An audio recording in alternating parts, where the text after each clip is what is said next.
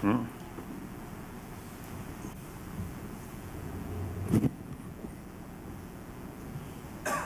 Thank you. Okay.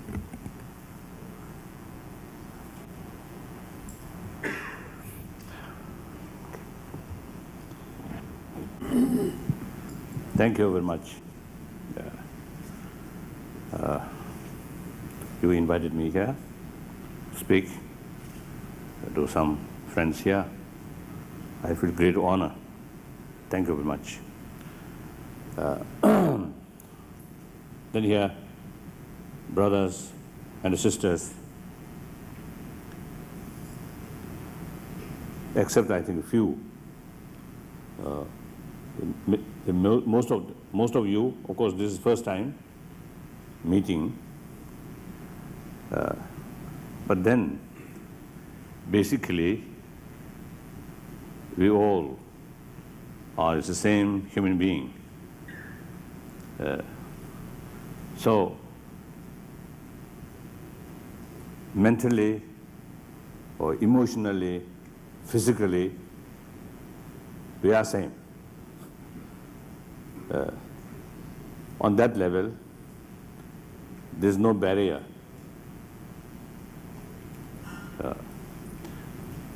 Then, of course, usually there are barriers in the field of culture, religion, and also racials, and some other, I think, the differences. But then, in that, I think, respect, we Tibetan and our Chinese brothers, sisters, and also Taiwanese here, of course, you see, we have, I think, century-old some kind of closer relations, some connections. So, I feel here just one close old friends, that kind of feeling. So I'm very happy to have this opportunity to talk with you or share some of my basic belief. So perhaps I think now you already, I think, saw my face. So now please let me sit on chair. Okay. Last few days, my main sort of, work is explanation about Buddhism to, I think, quite big number of audience. I'm sure, I think, majority of them Buddhist. Because I believe anyone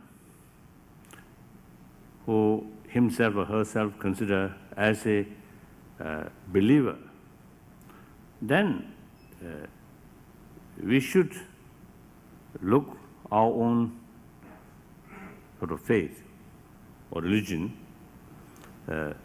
very seriously and sincerely.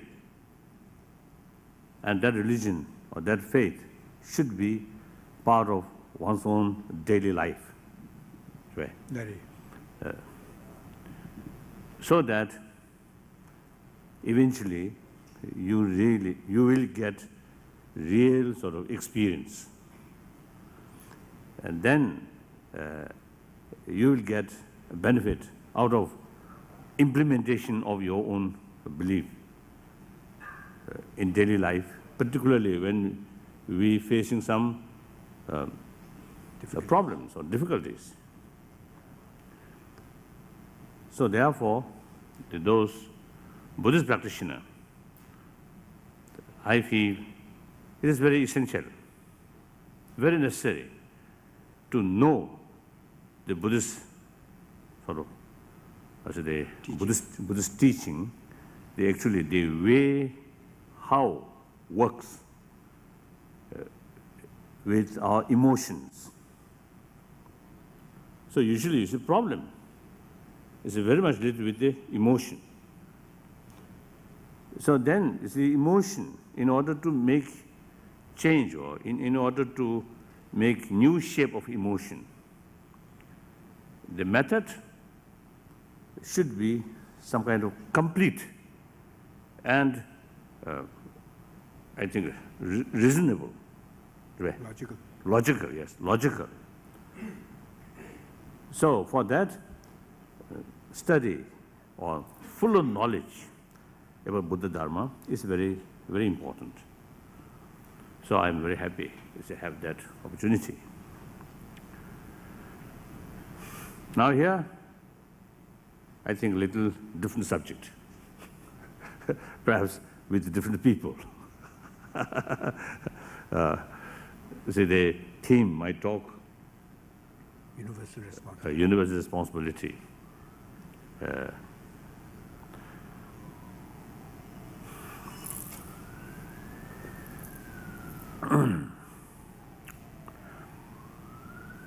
As I mentioned before, I always believe that basically entire humanity is same, just one humanity. And one big human family. All people from different part of the world, different part of the continent, all are just member of one big human family. That's the reality. Then another thing, because of human population, because of technology, because of economy, modern economic structure, and also because of the problem of environment, now I think reality, the world becoming much more smaller. That means heavily interdependent. Some event happen in this place, but automatically its repercussions reach other part of the world. So that's today's world. I think 1 century ago, not like that. World, even country to country, not alone, continent. Right? Not independent. No, not alone, continent to continent, but even nation to nation. This is sometimes more or less sort of separate. But now today, that situation no longer there.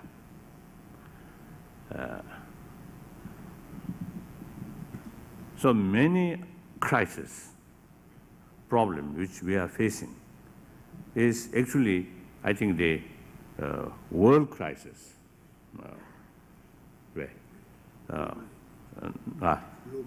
Global crisis. Nature of the global, I think. Yes. So, one or two individual nation, no matter how powerful, but they cannot solve or cannot handle these problems, because it is in reality everything interrelated, interconnected. So therefore, the view or the sense of global responsibility or sense of concern or sense of look whole world as one entity, I think that's, I feel, very necessary and something very relevant.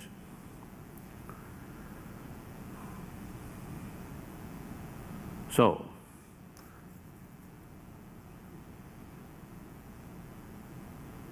therefore, when we look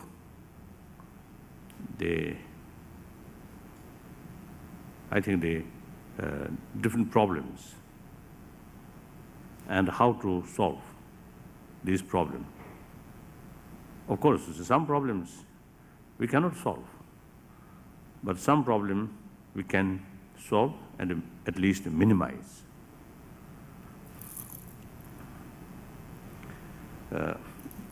So I feel 2 points, right? 2 points directly related with, you see, that world sort of problems. So number one,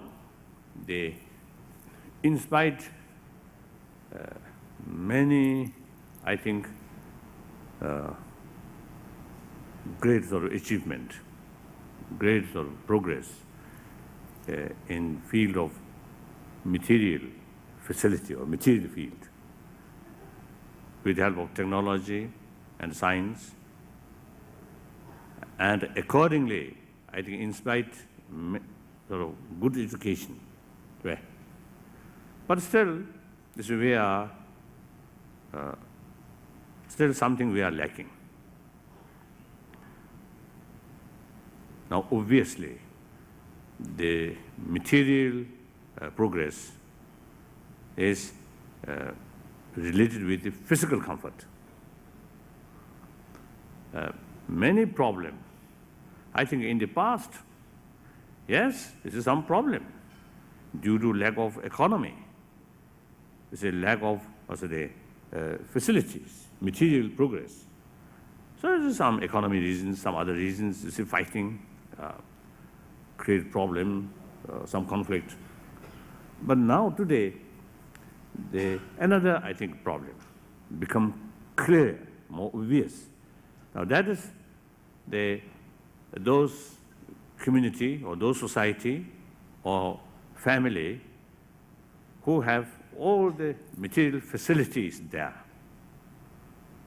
The top right, Yakshu. The best sort of, I think, best facilities there. Plenty of money.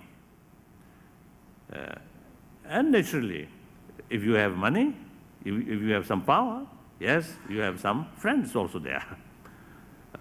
But actually, these friends are truly human friend or friend of money. That's still, we have to investigate. But basically, you see, the money there looks, yes, life, something good. But then, question is, these people who may call millionaire or billionaire, but we can see among them, some are mentally very, very unhappy. What is wrong? If money alone, if the material facility alone solve all the problem, then these rich people should not have any worry, any problem. That's clear. So the whole society, whole nation, getting more materially prosperity. Right? One problem, like certain disease, illiteracy, and these things is diminishing.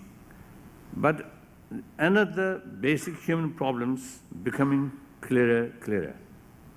That's the one problem which actually created by human intelligence. So those problems which essentially connected with the human intelligence. That problem, in order, the solution for that problem, we must find through human intelligence, not by money, not by power, not by other means, but should find the should find the solution within the sort of intellectual way. Because of the problem, literally solved. I think actually, basically, you see, created by the human intelligence. So answer also you should find, or countermeasure also should find within the intelligence. I think by birth, human nature, we provided, I think, that potential there already. One example, I think the problem, which one crisis on that level is due to lack of human affection, due to lack of human confidence, self-confidence. And also, I think, due to discontentment. Always want more and more and more and more.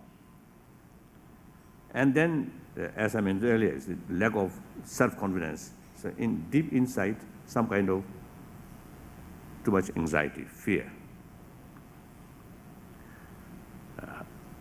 And then loneliness, because lack of human affection. So these are, other hand, from birth, we're already equipped, right? The human affections and the human intelligence. This is through intelligence. We see the value of contentment, and similarly the value of self-discipline. So I think the problem is sometimes I think we neglected about these basic human values or good qualities.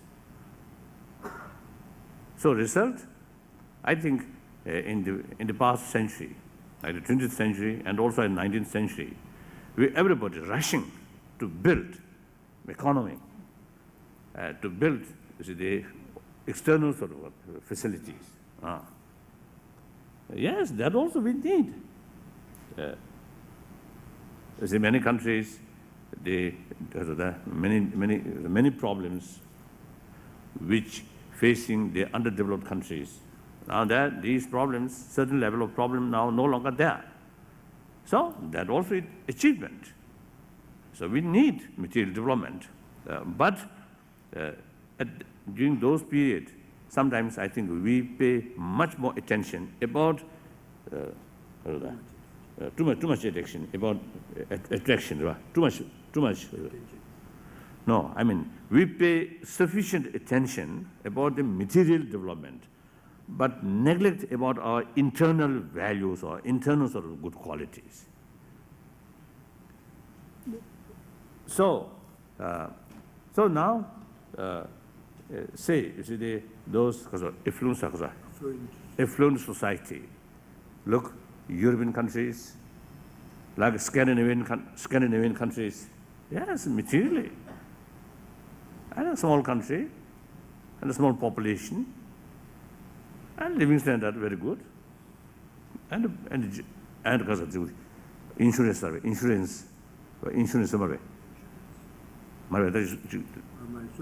social security. You see, these are good, but then when we listen, see, carefully, or when you find some close friend there, then when we listen about their society, then we also see here, some more suicide, isn't it? And mental problems. Such things, you see, there, sometimes increasing. So in this area, one time in Sweden,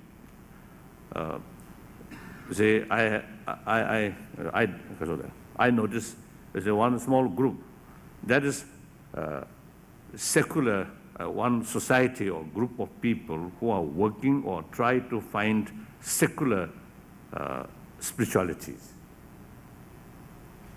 So through their own experience, now they realize, yes, we need some effort, to develop spiritual.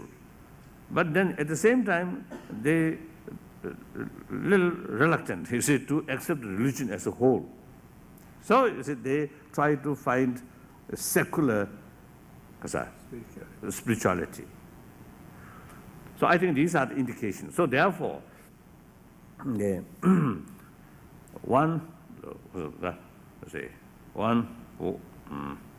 issue or one problem, or one point. I think because of inspiration from these sort of people, some society, some individual, then I thought, or maybe I think let's say, one struggle or one movement in order to promote human values. That also, human value, that means, as I mentioned earlier, these things, human sense of caring one another. In order to develop genuine sense of caring, first you need a sense of respect.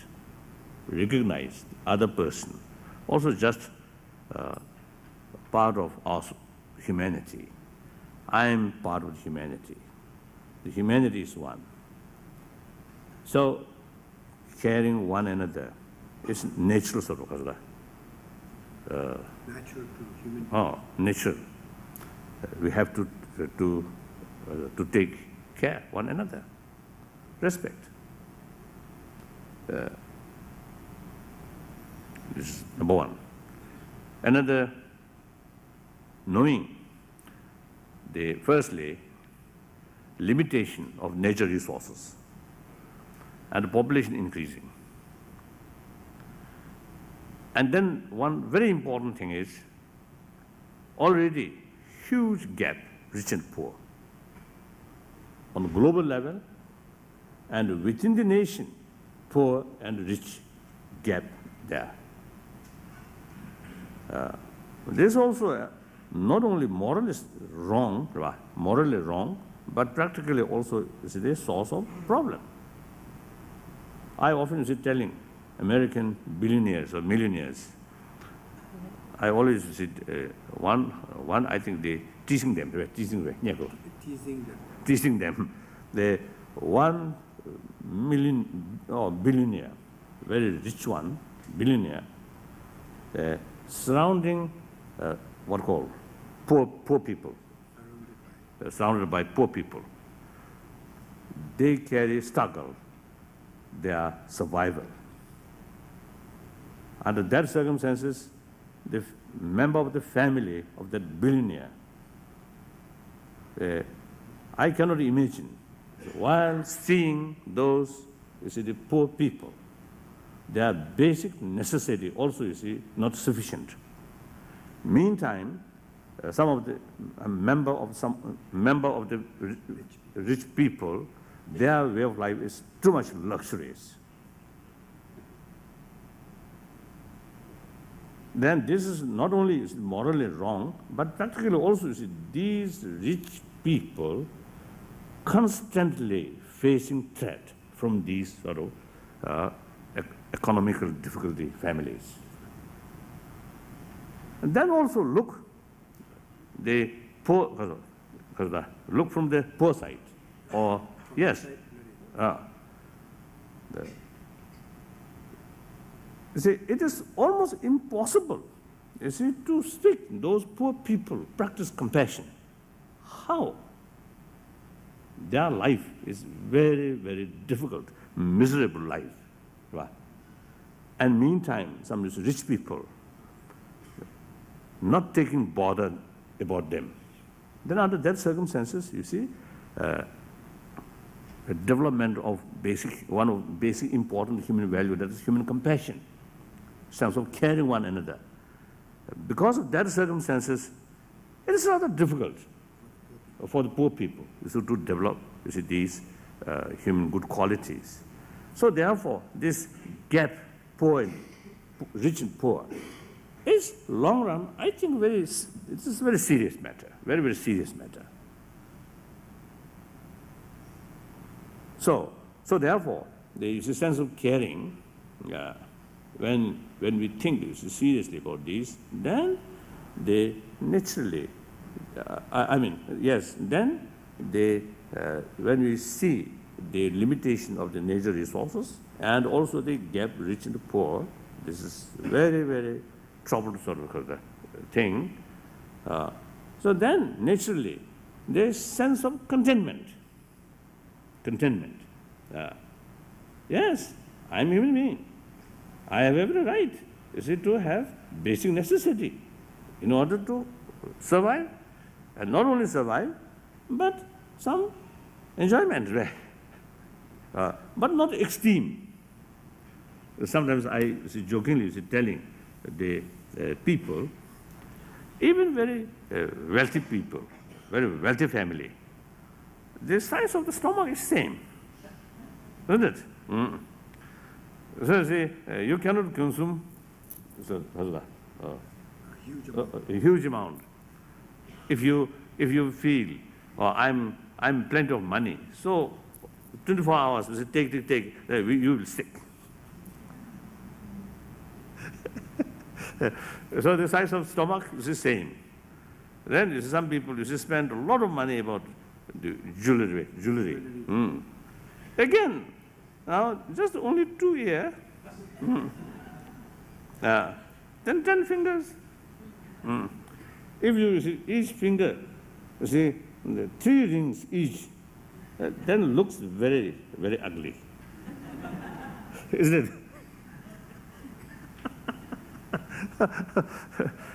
Some of the Nepalese lady, they put rings, I think 10, 20 rings, I think, here. That also, I think, not nice. Even you see, I think the extra burden, I think. To pierce. Extra pain to have your ears pierced so many times. That's, I think, extra to the burden. And also, they put some rings here. I can't imagine, say, with the ring, with some diamond here, how to wipe your nose. So these things, I think, in a very superficial level, you see, we created, I think these are nothing to do with, I think, our basic sort of, I think, the happy life. I don't think. This is just artificial creation. And also maybe, I think, extreme. Then gambling, because of gambling, by the way. Gambling. And expensive alcohol, these things. I think nonsense. Very bad for health. And gambling. It's a whole night spent there. Next day, your mind very dull. The best part of human intelligence, ruined. What is that? I think foolish. So therefore, now you see extreme luxurious life, so-called luxurious life. I think if you think very objectively, carefully, I think these are I think the tuna. Kind of delusions. Kind of delusions. And maybe some, I think, the advertising, So maybe we need to blame to some extent the great amount of advertisement and publicity made for various kinds of things that people can enjoy. So in any way, you see, contentment. If we think, you see, these limitation of the natural resources, and then gap rich poor, then eventually you will get some kind of contentment. Yes, this much, I use this much, okay. That's that is or right. No, appropriate. Right. Appropriate, right. And beyond that, too extreme. And that's the way of development of contentment. On the other hand, discontent. Very rich, but mentally very poor. Always want more and more and more. So the contentment is one of the very important, I think, the good quality for happy human life. This one. Then self-discipline. Now, as already you touched, this is some of these humans or a certain way of life. The immediate, yes, gambling or alcohol, I think too much freedom of sex. These for immediate, yes, you get some kind of satisfaction, but long run, these acts creates more negative consequences. So knowing the long-term negative consequences restrain involving these things. That is the self-discipline. Discipline means genuine discipline by self, not imposing from outside. From outside. That kind of discipline will not success. Will not succeed. I think here Taiwan also is. I think you experienced in the past some, especially the political field, is a lot of restrictions, a lot of sort of discipline there. I think too much discipline. So that's more discipline imposed outside, more resentment. Now, exactly happened in mainland China. So the self-discipline means with awareness, the long-term consequences, then restraint. That's a self-discipline. So these are, I feel, is the basic human values. So now we need promotion of these human good values, or so these good qualities. Not as a religion. I mean, not necessarily a human being should be, in order to develop these sort of good quality, you should be a religious person. No.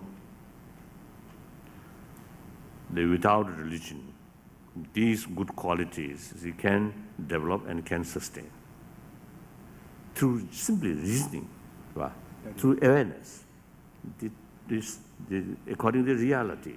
And we can develop conviction, awareness, through awareness, conviction. Then conviction brings more attempt to keep or to develop these basic human good qualities.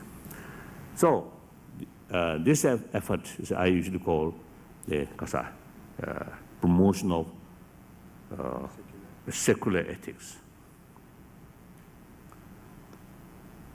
Now, I think I may add a few sentences about the importance of sense of caring, human affection. Now, usually, you see, people get the impression the sort of concept of compassion is something good for other, not necessarily for oneself. I think this is a mistake. I think great mistake, because when you practice compassion, as soon as you develop some kind of the sense of compassion, or the compassionate feeling here, you get the benefit immediately. More compassionate feeling develop, you will be calm. And that also brings less fear. Result, yes, I think the other way. I think the compassion brings inner strength, self-confidence. That automatically lessens fear. So on the other hand, more agitated mind, anger. Usually, you see, we consider anger is something, I think some emotion which actually defends oneself. Right? We feel defending oneself. So people sometimes see anger is something helpful for defense one's own right. So now, practice, as you say, I think the practice of compassion, if you investigate, if you experiment, the compassion, they immediately benefit to the practitioner. But that is a compassion, whether you see benefit to other, that's much depend on other person's attitude. I think my own experience, little experience, not much experience, some small, limited experience, they keep more open mind, more compassionate mind. This gives me some kind of inner peace. But sometimes, you see, when I sort of showing my smile to someone, then sometimes the other person looks at me, oh, what is this person? It's a smile on me. So that means you see, my compassion failed to give that person happiness, isn't it? So sometimes I think my smile may develop the other person's mind more suspicion. So uncomfortable. So my practice of compassion creates suspicion or uncomfortable to other. Discomfort. Discomfort. So therefore, the practice of compassion, whether benefit to other immediately or not, doubtful. But as soon as the practitioner himself or herself immediately gets some benefit. Then the anger. We consider anger is something harm on other and defend oneself. I think that also, foolish thinking. Yeah. Wrong thinking. Wrong thinking. Look, as soon as anger develops in our mind, as soon as the anger develops in the beautiful face, in the beautiful, I think the head of beautiful face, anger comes, then immediately you see the peace within yourself. You see no longer any peace, isn't it? Breathing also changing. Eventually your ear becomes red. Red. One time I met one Tibetan. I asked him about his feelings. It was communist, Chinese communist. Of course, naturally, see, he lost his parents or many his friends, his relatives. So I asked, what do you feel? Do you feel angry? Right. Do you feel angry? Do you feel angry against do you feel angry against the other side? Then before he answered, before the word come, his cheek being like that. So you see, the anger is really a destroyer of our inner peace. That's very clear. Then eventually, anger will destroy your health. Clear. Yeah. And this is bring another sort of thing. The too much selfish. I. This is related with the anger. So now, according to modern sort of medical science, one occasion in New York, we had one sort of meeting with scientists, mainly at that time, mainly the medical scientist. So one physician who carried some experiment about the physical condition and the emotions. So according to his data, he mentioned those people who often use word I, my, me, like that. And these people have more danger of heart attack. So, including myself and our audience, if you want heart attack, then think more, me, like that. So this is a scientist, or medical scientist, he mentioned, he experimented many years, and then this is data, you see, he presented at our meeting. So like that. So there's some of these emotion actually very, very harmful, not only just peace of mind, but also physical health. So, look, anger is very bad for oneself. But then is the next question, even though anger is bad for our own peace of mind and also health, but anger also is very useful to attack on others. That question still remain there. I think countermeasure with very strong anger, right? Anger. Sometimes you see, your countermeasure, supposed countermeasure, whether become really effective countermeasure or not, questionable. Questionable. because our mind fully dominated by anger. Then during that moment, our best part of our brain, which can judge objectively, that part then cannot function properly. So our mind fully dominated by anger.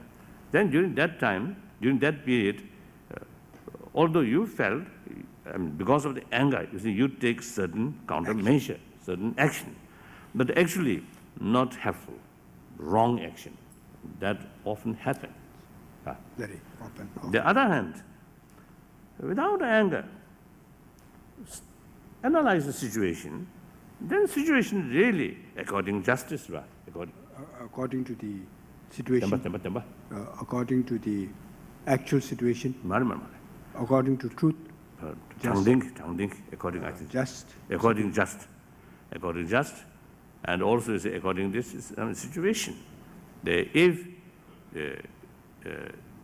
become clear, you see, need countermeasure, then without anger, you see, take countermeasure.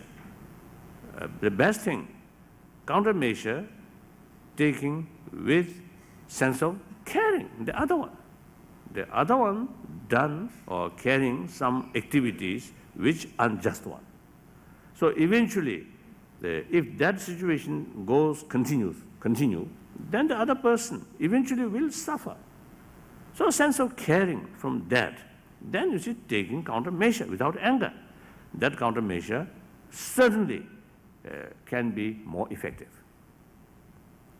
So you see, judging these things, study or analyze these facts or these sort of reality, then eventually you get conviction. Now, these negative emotions are really no benefit to oneself.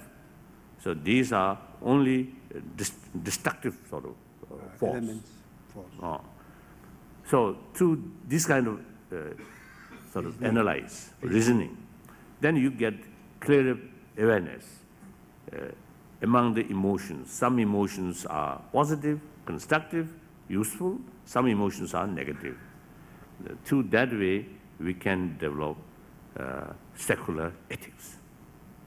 So no need religion. So this is number one. I think some of my own books and also some the explanation from physicians and some health workers and social workers. Now, quite a number of occasions in America, you see, I had the opportunity, you see, meeting some social work, some workshop. The participants, social workers, and some psychotherapists, and some educationists. So then, practically, every occasion, they all have the same view. Now, there are certain problems, especially among the youth, now increasing because lack of human affection in the family, in the society as a whole.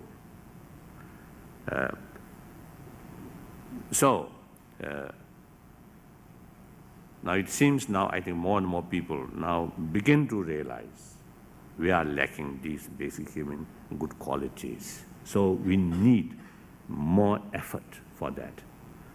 So one, in education, in modern education system, as I mentioned earlier, in last century and also I think before, you see, we simply concentrate on material development. So education system also accordingly, you see, planned or developed. So now we need another sort of, we have to look another level. So accordingly, in education field, we need some new lessons. Now, for example, you see the one lesson, these basic human values. Then here, I think another important thing is the concept of nonviolence. Concept of nonviolence.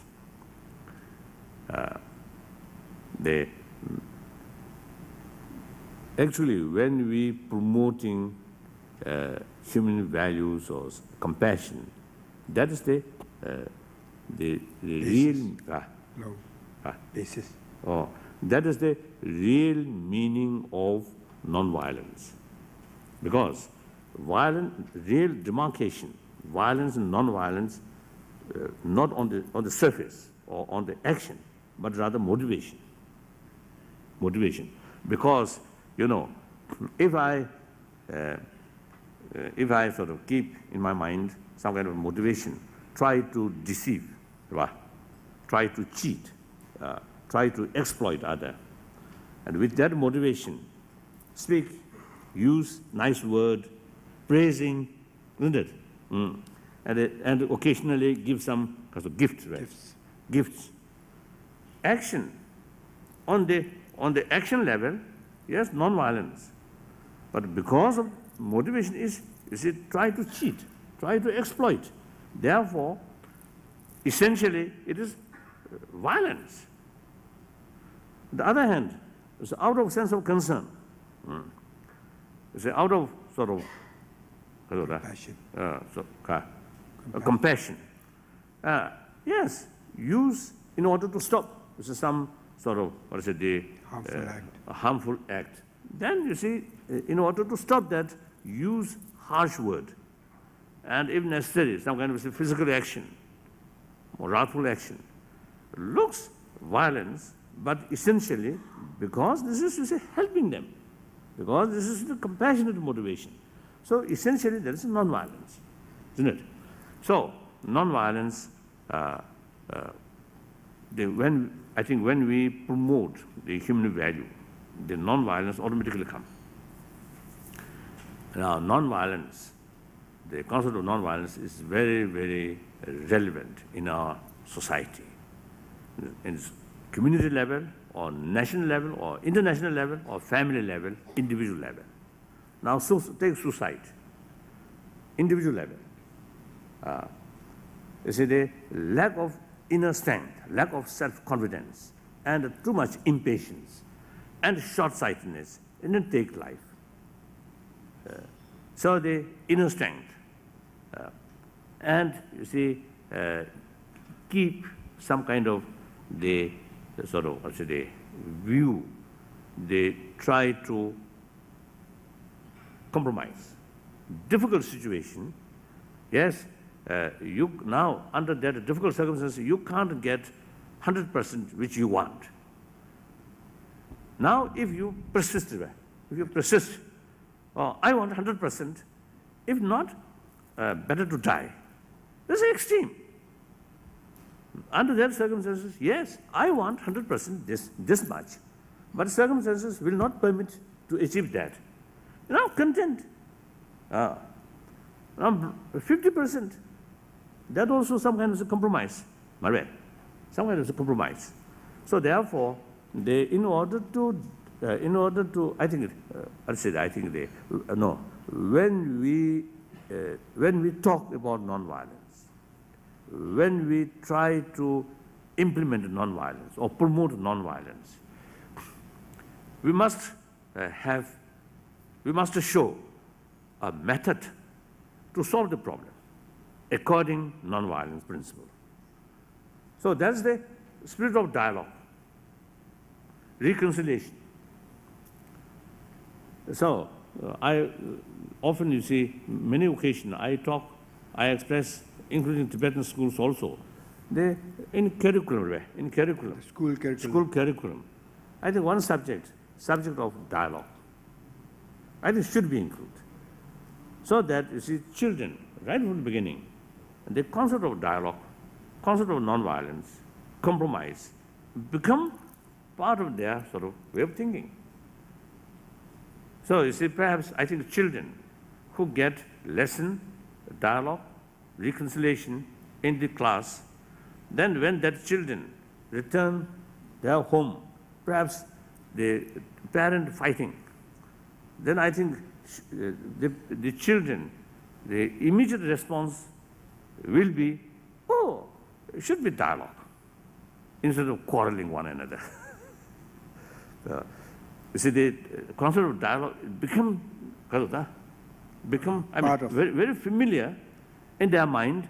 So whenever they see some crisis, some conflict, the immediate response, right, nature response from their mind, from their emotion, not how to fight, how to use, you see, force, including stick. That if at the least, like even spitting.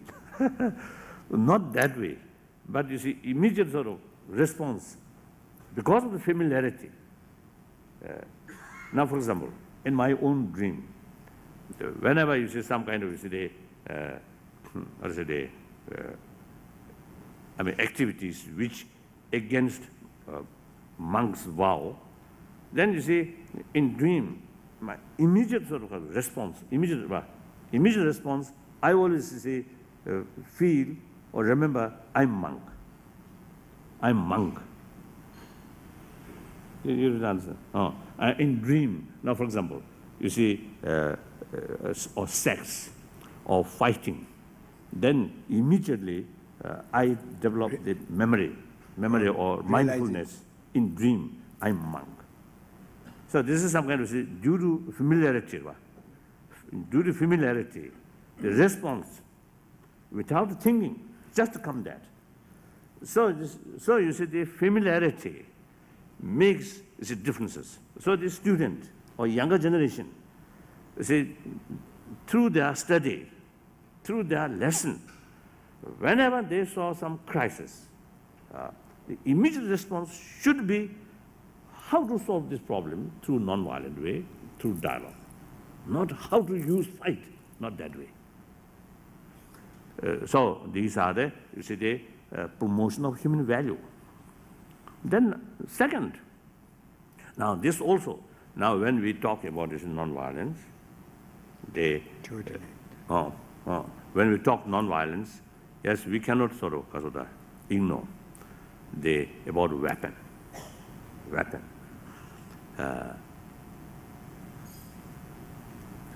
Look, in many years ago, when Lebanon civil war going on, I met one French journalist. Then that French journalist told me how sad, how bad. The same city, one side, you see, innocent people killing. The same, one corner of the same city, people making business, selling weapons and ammunitions, making profit in the expenses of innocent people's life. So this is one example. So the weapon make available. Look in Africa, people facing starvation, but enough weapon, enough ammunition to kill their own children, their own women, children, these innocent people. How bad? So I think a lot of blame, a lot of responsibility in those companies or those countries who are selling these armaments. So therefore, some is a Nobel laureate. Now already, you see, carrying some movement, you see, to reduce arms trade. This is, I think, a very good beginning. And then also, of course, you see, in the top leadership, I mean, great leaders now is also now already make limiting nuclear weapons. Now these, I think, the good beginning. So eventually they reduce sort of arms trade. Then eventually, I think, if possible, I think as a first step is a ban, complete ban, to say arms trade. And then in Taiwan is a businessman. Any arms trade, I don't think. Exporting armament from Taiwan, I don't think. You only buy from outside. That's better, I think, little better. not producing weapons and export to others and let them kill. That's a mistake.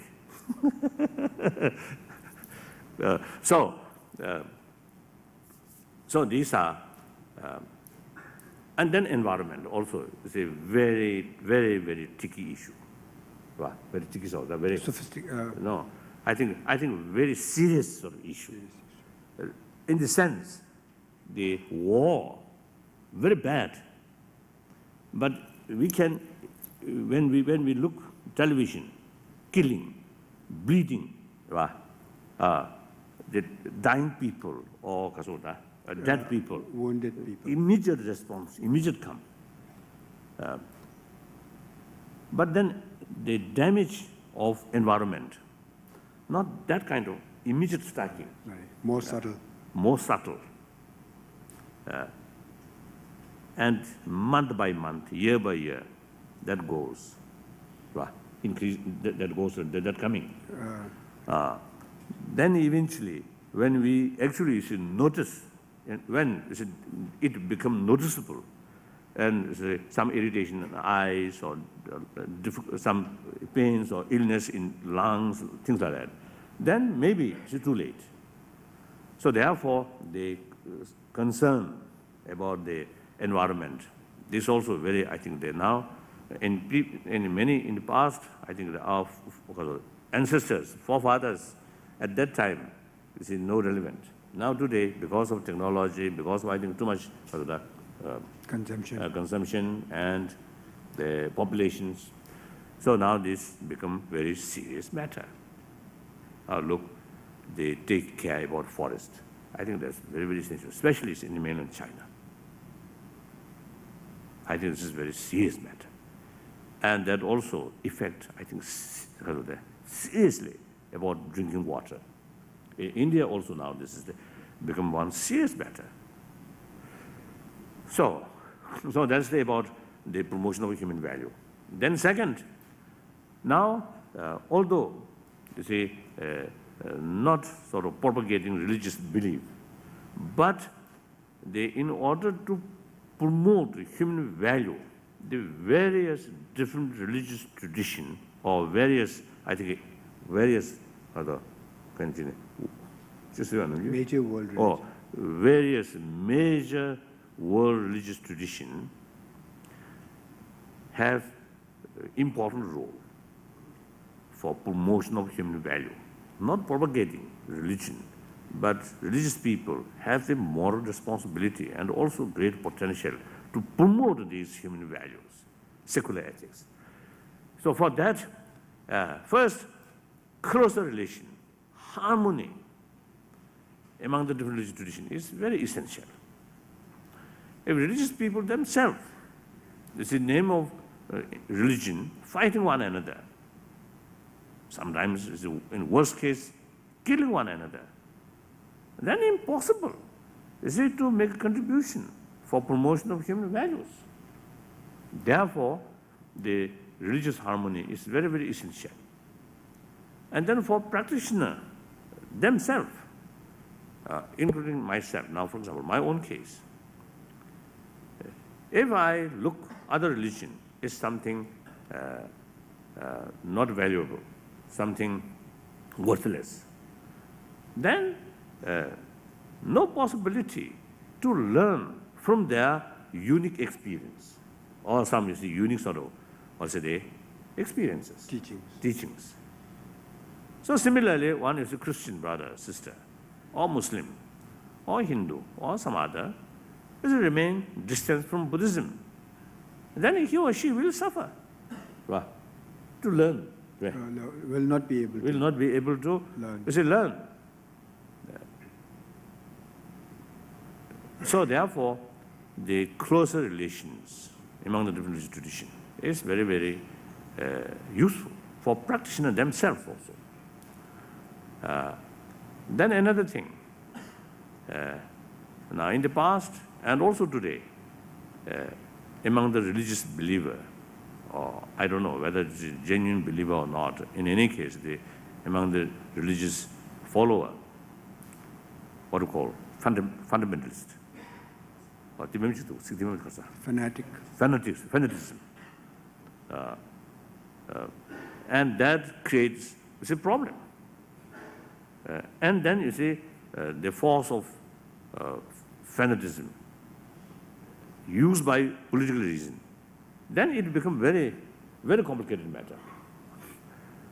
So now I feel, say, one of the reasons is to develop fanatic or fundamentalist.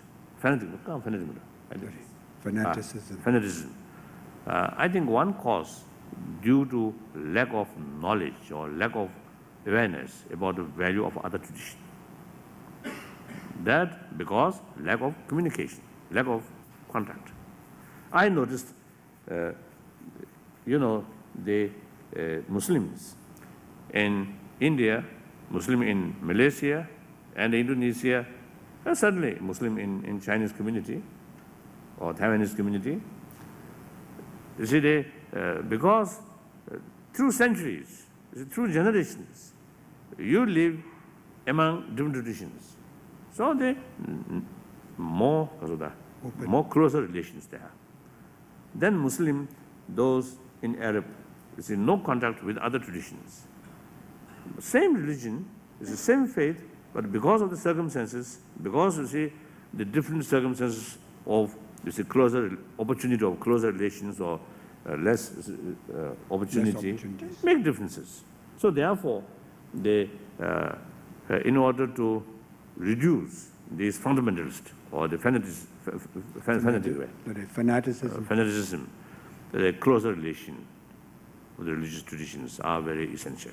So another is my commitment is promotion of religious understanding. So these 2 points are global level, my commitment. This, I'm not making commitment, not because I'm something which is special, nothing. I'm just one human being. But you see, because these are the concern of humanity, concern of future of the world. So regarding humanity, regarding future world, everybody have the responsibility, the moral responsibility. Therefore, with that belief, I'm trying to make contribution, my own share. Right? So this commitment till my death. Now, 66, because I'm 66-year-old. So I don't know how long this life remain. Perhaps 20 years, 30 years, maximum, I think 40 years. My commitment will go till my death. Even is a wheelchair, on wheelchair. I may speak the promotion of human values and religious understanding. Yeah. If I become blind, even blind person, I think can speak these things. It can make contribution. so it's till my death, my commitment in these 2 things, that will continue. Then my third responsibility, that is about the Tibet issue, Tibet problem. So firstly, this is Tibet historically, Dalai Lama has. I see. Oh, I see. Oh, there's a third person. I'm third person. No, third point. Third point. I think you may know about my role, about my thinking, about the present because of the present difficulties. Through your own experience, I think you will know better about my difficulties, isn't it? So therefore, I think I will stop here. So it's some questions, at least a few. I had a few questions. I'm really sorry. His Holiness completely forgot that he had to conclude by 5:30. Yeah. So at least I think 10 minutes, or 10, 15 minutes, I think, okay. I think to make it easier, we've been requested to have the questions in paper. Oh, directly? Oh, to anyone? A few numbers, so directly. Yes. Thank you very much. I really learned a lot from those. I was wondering if you could help me with the problem of my own. I believe that understanding comes in very many levels. The first level, perhaps, is hearing and learning about something. then when you hear something, you perhaps when you store it into your memory bank, and then it comes out and it comes in, okay, so on and forward. But that doesn't mean it's awareness in terms of what you were saying about assessment.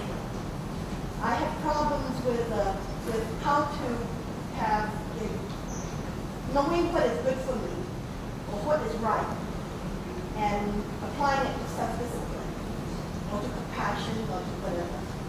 The difference between awareness and understanding or hearing something, I believe, is very, very different. How do you solve that? Actually, I do not know exactly what is the meaning of awareness and understanding. That's great, what? This great way. That's a great thing. Now, I think this is according Buddhist explanation. First, hearing, then some kind of awareness through hearing. That awareness is not sort of firm, not convincing. Now the second level, you see, on the thing which you heard, learned, now analyze, experiment your own case or look others' cases. They analyze what? Examine. Examine. That we call analytical meditation. Then through that way, you get sort of conviction. Now this is right. 100% sure. Now that is deeper awareness. Another awareness. What you call understanding, I don't know. I don't know. But in any way, I think the vague term awareness, I think that's good. So there, within the awareness, there are various levels. So then, you see, you fully convinced now this is right. But still, you intellectually, you feel, you realize that's right. But mentally or emotionally, still, you may find some distance. Clear? So then, familiarity, get use of it, right? You get used to it. Used to it. Then through familiarity, then eventually, that concept which you fully sort of convince, now then that become part of your life. Part of your life. Life, I think. You actually now committed. You actually see involved there, not just intellectual understanding. So that's, I think, third level of awareness. So understanding also there, maybe also, I think, there's different levels. So actually, I do not know exact meaning, you see, the awareness and the understanding. So therefore, I often is telling my audience, when you listen Dalai Lama's English, you should be very careful. Otherwise, there could be great sort of misunderstanding. Yes. Now, next question. Yes. Well, in India, you follow this. In India, wherever you go, you are bound to meet another beggar. Their hands are reaching, begging, and you feel you should do something. And you're burdened if you don't help each and all of them. In our life, there's such a situation that we know there are so many people who need our help, but our capacity is limited. How should we solve this problem? That's exactly the I'm doing what I'm doing. Or another word, I try to make contribution in order to lessen these kind of suffering. Now, perhaps you may not know, in India, and in each state, or I think in many states, now there are some organizations, like in Maharashtra, at least I think, as far as I know, there's one Baba Andi's Center, the poor people, especially handicapped people, people who have leprosy. He built one big colony. The population there about 2,000. So the majority of the population there handicapped. But you see, he provides these people new spirit, physically weak, mentally self-dignity, self-confidence. You see, they carry sort of, protective work. And similarly, you see, there are some organizations, they change on the village level. And you see, and these, you see, street people take in their, take care of them. Take care of them. Take in their own organization or area. Institutions. So I think that's the proper way. I think long run, take time, but that's the proper way. You see, give them some training, give them new spirit, and give them self-confidence. Otherwise, very difficult, very difficult. And then overall India's sort of economy situation, I always have to view that unless the change or transformation in farm or countryside, India cannot solve these problems. So just to concentrate on a few areas. So this reminds me, 1955, when I was in Shanghai. Then Shanghai mayor, late Chen Yi. Then there's one occasion, he explained about his way of thinking about the development of Shanghai. Then he mentioned he is not sort of that thinking just development of Shanghai itself, but rather countryside, greater Shanghai. I think these are the right method or right way of handling the poor people or the change of the country. So that's that respect. When my first visit here, it seems in this sort of island here in Taiwan, the middle class people, even you see in farmers' land, countryside, farmers' land, it's a beautiful house. The farmer still their economy situation, middle class and sufficient, and some are quite rich.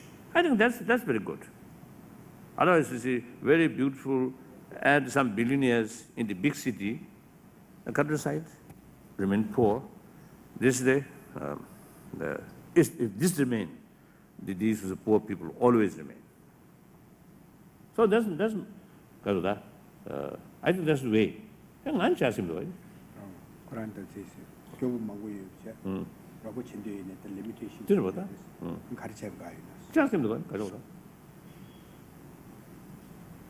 So when we face such sort of poor people, helpless people, what to do? The only thing is long-term plan. That's the only way. Yes. Hey, you are European. You come from Santa Monica, California. I see. And I followed you since Sunday, your teachings. Thank you very much for your teachings in Tuba, Korea. Also, among the countries of South Asia, Tibet and Bhutan, Sri Lanka is in crisis. Will you bring your teachings there?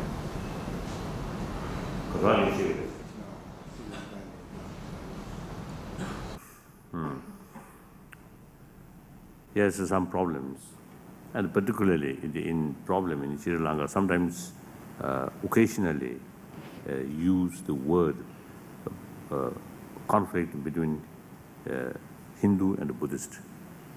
That's very sad. Actually, I think not that way, perhaps, I think. And anyway, the Sinhali and Tamil. So the Sinhali majority are Buddhist, the Tamil majority Hindus. So it is really one of, I think, the Mata Buddhist As a Buddhist, perhaps I have a special responsibility in that conflict. Yet there's nothing much I can do.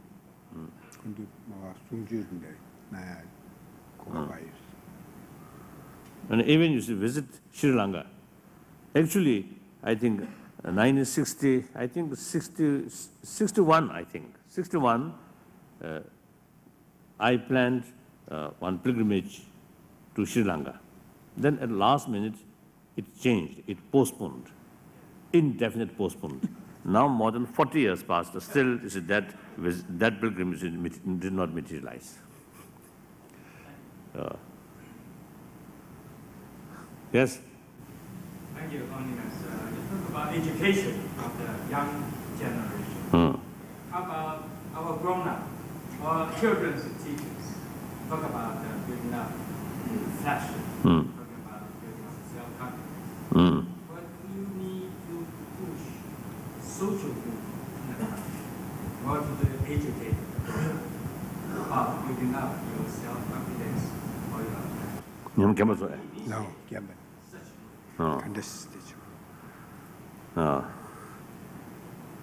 I mean, naturally, when we talk about the education to younger generation, who is going to teach them? Not children themselves, but elder people. Of course, I think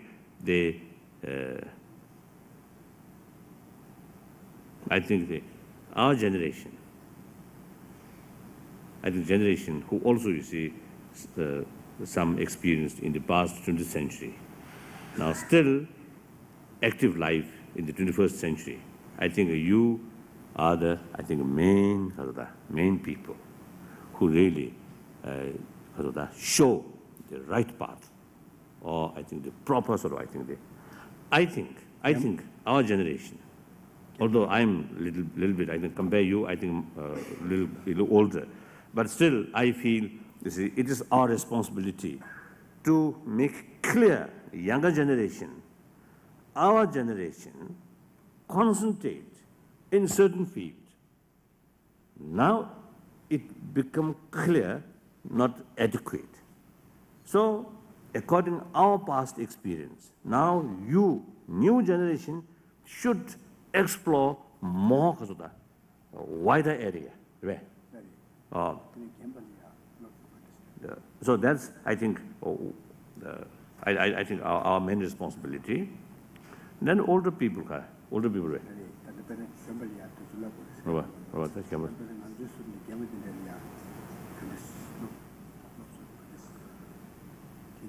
I think it's similar.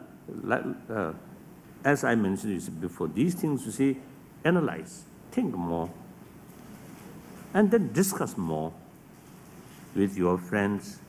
More is a serious discussion about this. Then we can have clearer picture about the reality. I think that's the way. So these things, I think they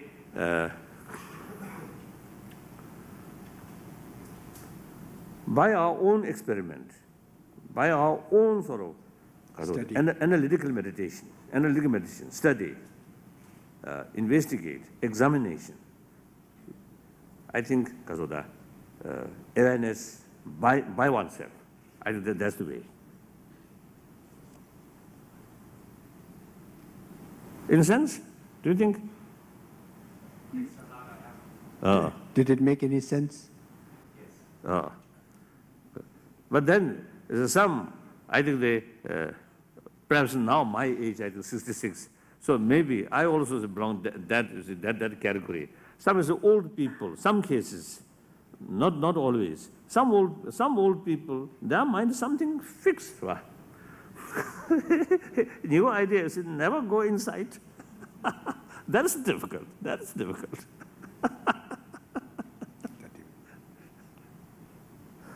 Of course, I'm not criticizing, but you see, still, sometimes I feel there is sometimes the bamboo curtain, not only just on border, but the bamboo curtain in the mind.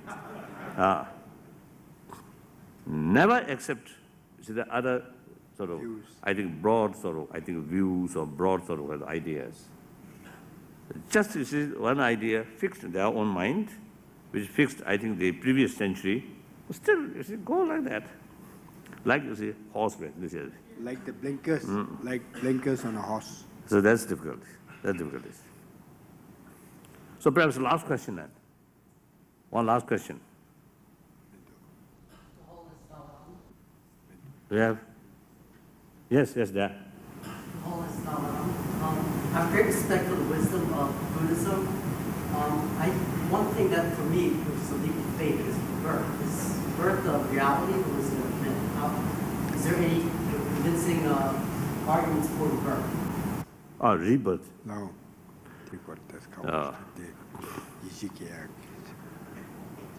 Then,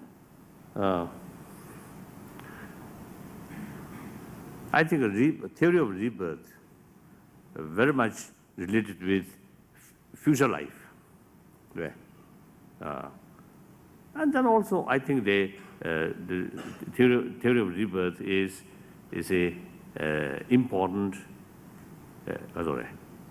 important sort of concept in Buddhism and also Jainism and many Hinduism, which accept, you see, the life after life. But then ordinary people, as I mentioned before, if you, not much, you see, not much important, not much relevant.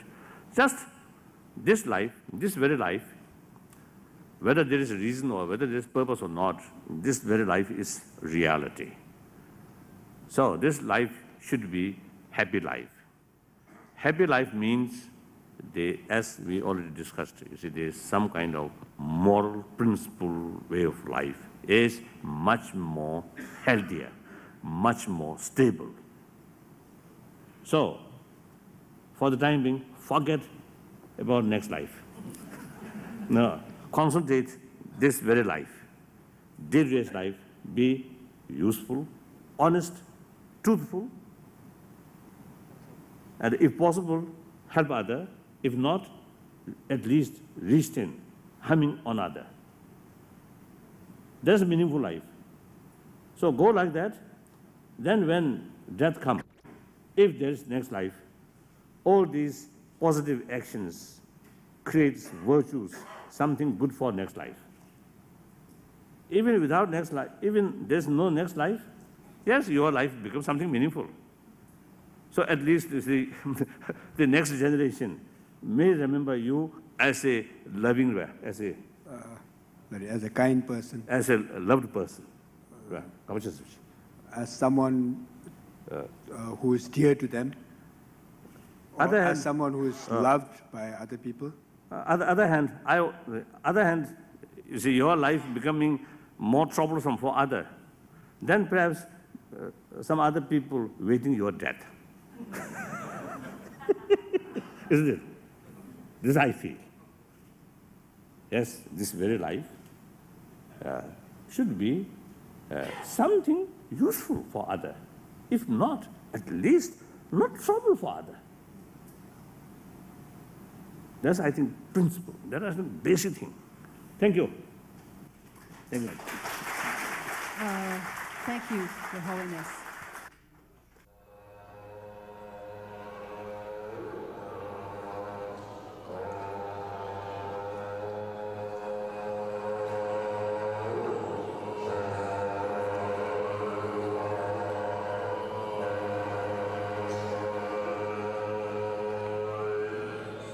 Good.